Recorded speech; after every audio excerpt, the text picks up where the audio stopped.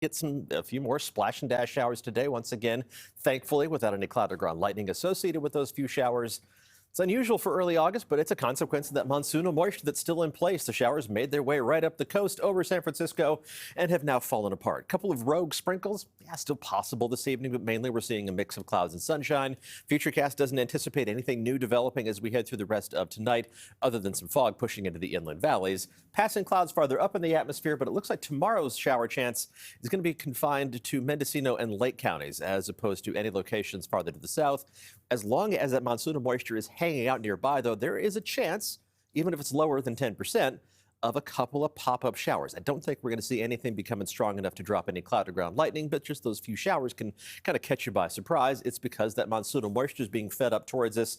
There's this area of disturbed weather way out over the Pacific, but some of the moisture is actually sneaking up towards us from the remnants of what was a hurricane. Frank, some of that tropical moisture making its way up in our direction.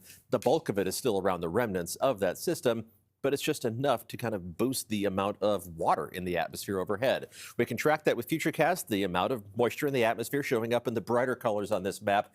And you can see it just kind of hanging out as we wind the clock forward. But as we hit the end of the work week and head into the weekend, those brighter colors kind of disappear. It does look like we are going to see a reduction in the amount of water in the atmosphere by the time we head into the weekend.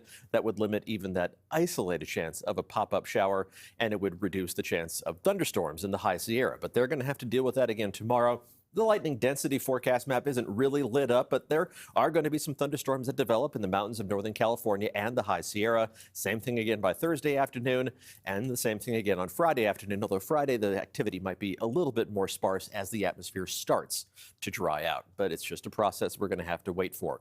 There's the fog hanging out. It's a compact marine layer right now, just kind of hanging out around the base of Sutro Tower. Temperatures in the 60s, 70s, 80s, and 90s. So at least that is normal for this time of year. Anywhere from 65 downtown to 91 degrees in Concord and 90 on the nose right now in Santa Rosa.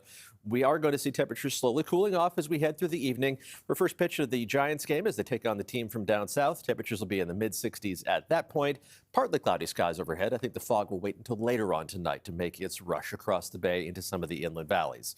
Temperatures dropping down to the upper half of the 50s and the low 60s by early Wednesday morning. High temperatures tomorrow within about 5 degrees of what's average for this time of year. Mid-60s along the coast, upper 60s and mid-70s around the bay. With temperatures inland, a mix of 80s and 90s. Some of the hotter spots reaching up into the mid-90s, which is slightly toasty for early August, but not unreasonable. Temperatures can easily get over 100 degrees this time of year, and we don't have any of that in the forecast, even with a bit more of a warm-up for Thursday. I mean, a degree or so more of a warm-up from Wednesday to Thursday, and then we drop back down to near normal temperatures as we head into the weekend. We are going to lose some of that passing cloud cover overhead. It's still with us the next few days, but then lots of sunshine in store for us by Sunday, Monday, and Tuesday, but not overly hot even for those inland spots. And it will be nice to kind of rid ourselves of some of the mugginess. It's not... Well, you mentioned Houston earlier, where you walk out the door. I mean, not the same. Well, on the Gulf Coast, you walk outside in August, you just go, ugh. Oh, it's the worst. Here, you walk outside and it's kind of muggy. You go, what's going on? huh? Yeah. I noticed it though. It's noticeable. You can tell, and it eventually is going to drop.